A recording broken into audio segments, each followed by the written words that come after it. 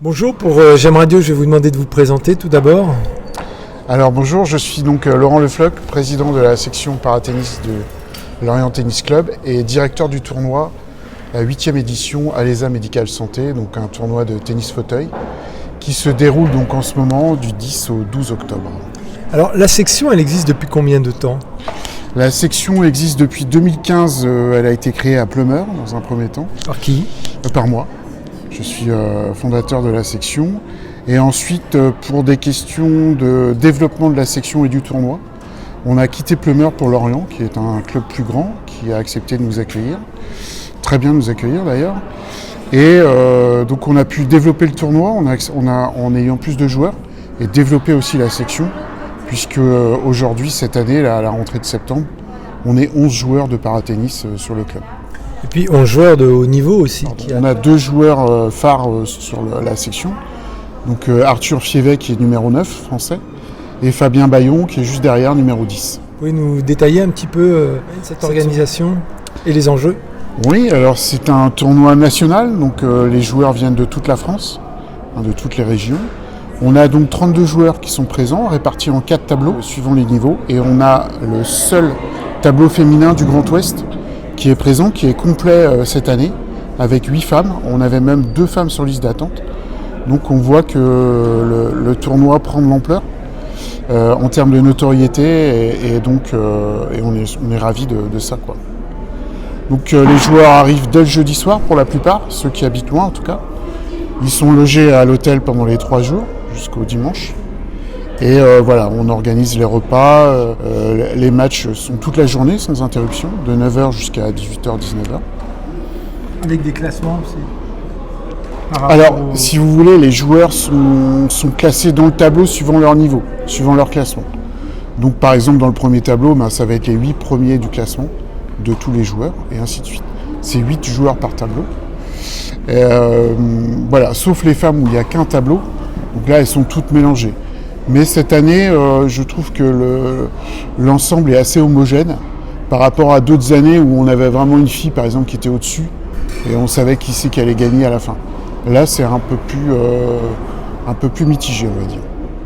Vous avez des moments forts que vous attendez ? La grande finale, bien sûr, un dimanche à 11h. La grande finale, on espère avoir un des 2 Lorientais, ou peut-être même les 2 qui vont s'affronter.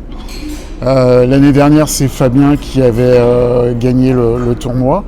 Il avait éliminé donc Arthur, son copain de club, en demi-finale. On va voir comment ça se passe cette année. Et donc les 4 tableaux ont la finale en même temps, à 11h. Et donc voilà, il faut venir voir, parce que c'est un sport, c'est un parasport qui est assez visuellement, qui est très agréable à regarder, qui est assez impressionnant. Et très physique aussi. Très physique, très rapide, puissance de la balle, puissance des déplacements. On ne voit plus le fauteuil roulant comme un accessoire du handicap, mais comme un outil de performance. Ça permet à des joueurs d'atteindre un niveau comme un vélo chez un cycliste. En fait, c'est ça, c'est un outil qui permet d'être très performant. Mais il y a aussi les partenaires, et les partenaires notamment, qui n'hésitent pas aussi à vous aider à acquérir des fauteuils professionnels. Oui, tout à fait. On a un soutien de la mairie assez impressionnant. On a aussi le département et la région. Et bien sûr, on a des partenaires privés, dont le CMB, qui cette année, le Crédit Mutuel de Bretagne, donc qui nous a financé 2 fauteuils. Il faut savoir que c'est un fauteuil, ça vaut entre 5 et 7 000 euros. Donc le prix d'une petite voiture d'occasion. Juste pour jouer au tennis, parce que c'est un fauteuil qu'on ne peut pas utiliser à l'extérieur. Donc c'est important pour les joueurs d'avoir du matériel qui permet de progresser et d'atteindre des objectifs. Et ce genre de fauteuil, personnellement, en général, on ne peut pas mettre les moyens dedans, à moins d'être professionnel et d'en faire son métier. Mais des joueurs comme en loisir, on va dire, on ne peut pas mettre 5 000 euros dans un fauteuil. Donc c'est bien qu'il y ait des partenaires qui nous aident à financer ce genre de matériel qui coûte extrêmement cher. Si vous aviez quelque chose à ajouter, ça serait quoi ? Alors moi j'ai une petite, on a tous une petite ritournelle en tant que personne en situation de handicap, c'est d'avoir espéré beaucoup au niveau des Jeux paralympiques. On avait des attentes fortes, aussi bien en termes sportifs, mais aussi en termes de citoyens tout simplement. Accessibilité des transports, accessibilité des villes, des écoles, toutes ces choses-là qui nous concernent au quotidien. Et on a eu une parenthèse enchantée, formidable, extraordinaire, en termes de visuel, de partage, de solidarité avec ces Jeux paralympiques, mais on voit que c'est vite retombé, quoi. Et donc ça, c'est un petit regret.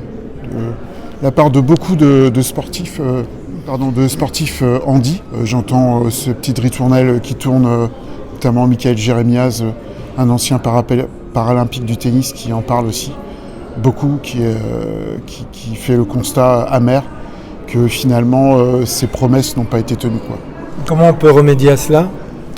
Et bien justement avec des actions comme les nôtres, localement, de façon plus petite, plus locale, avec la commune, avec le département, avec la région. Les bénévoles aussi. Les bénévoles, bien sûr, les bénévoles qui nous entourent. Les clubs structurants qui nous accueillent, qui font en sorte que le club soit accessible. Voilà, toutes ces petites actions qu'on fait localement, finalement, elles vont rejaillir un peu sur le national. Et puisque apparemment on ne peut pas attendre du national, donc il faut que ce soit quelque chose de plus local, quoi. Merci beaucoup pour GEM Radio. Je vous en prie.